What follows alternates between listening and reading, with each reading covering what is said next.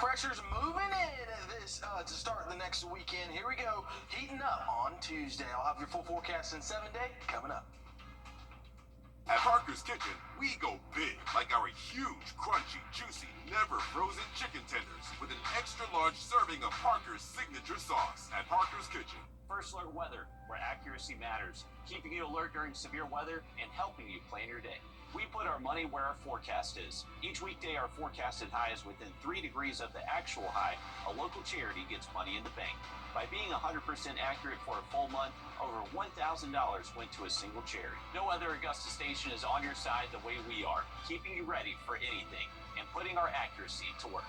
The First Alert Weather 3-degree guarantee, sponsored by Tub Doctor. We're here for the walk-offs. And that'll do it.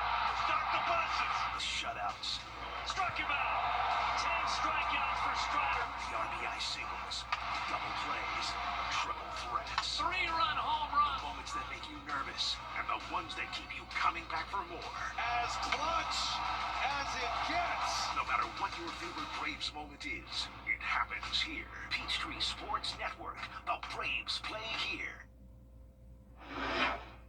Welcome back. Well, a safety alert for parents before you put your kids in a car without a car seat. As Michaela Marshall shows us, a step some parents should take far too soon could be a deadly mistake. It's a scary sight, even if the kids are dummies in a crash test video. Statistics show that children slamming into the windshield, like you see here, is entirely preventable thanks to car seats. Jacqueline Martinson knows this firsthand. Her daughter was in the hospital in critical condition for months after a serious rollover crash in Prescott in January. Somehow she lost control of the car. The car rolled about 3 or 4 times, and in that process, she was ejected out. But her 11-month-old granddaughter, who was also in the SUV at the time, was barely hurt because she was strapped into a car seat. She actually came out of this situation by the grace of God with just a couple bruises. In Arizona, car crashes aren't even in the top 5 leading causes of death for children under 4. But once they turn 5, it's the #1 killer. Something happens at about 5 years old where we think that they're big enough to sit in the vehicle seat.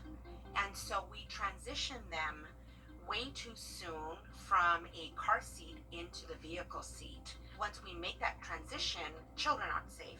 Yomaira Castillo is the Injury Prevention Program Manager for the Arizona Department of Health Services. She's part of the team that collects annual data about child deaths in our state. Every child should be able to live through a car ride. Current Arizona law requires children younger than 8 years old and shorter than 4 feet 9 inches to be properly secured in a safety or booster seat. It's not a one-size-fits-all. There's even children up until the age of 10 that could be in a car seat. She explains it's more about a child's height and weight than their age. And booster seats are a critical next step for kids too big for rear or front-facing car seats. They save lives because what that booster seat is doing is hitting the child in the appropriate places. So over their hard shoulder bone and on their hard hip bones. That is the point of contact for a seatbelt. But even if you have your child in a car or booster seat, things can still go wrong. According to national data, more than half of all car seats are not installed or used correctly. But most parents don't realize they're making a mistake. Experts say the proper installation of a car seat can reduce the risk of death by 71%. I would say 90% of the car seats that come through our car seat check events are improperly installed in some way. Megan Chu is a certified car seat technician, part of the Mesa Fire Department. Now we need to make sure that we lock our seatbelt. She helps parents at monthly car seat inspection clinics and says children should stay in a rear-facing car seat for as long as possible.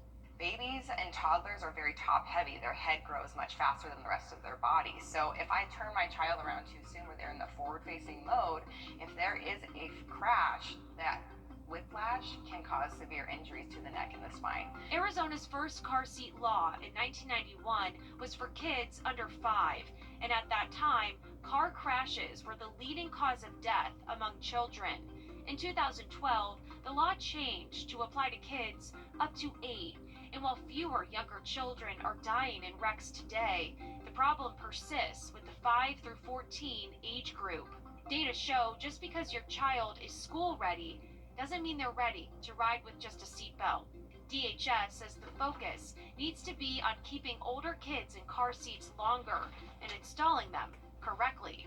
If a car seat is used correctly, facing the right direction, installed the right way, with the harness correct, they save lives, and it's proven, it's in the data. And that rings true for families recovering from bad accidents with good outcomes.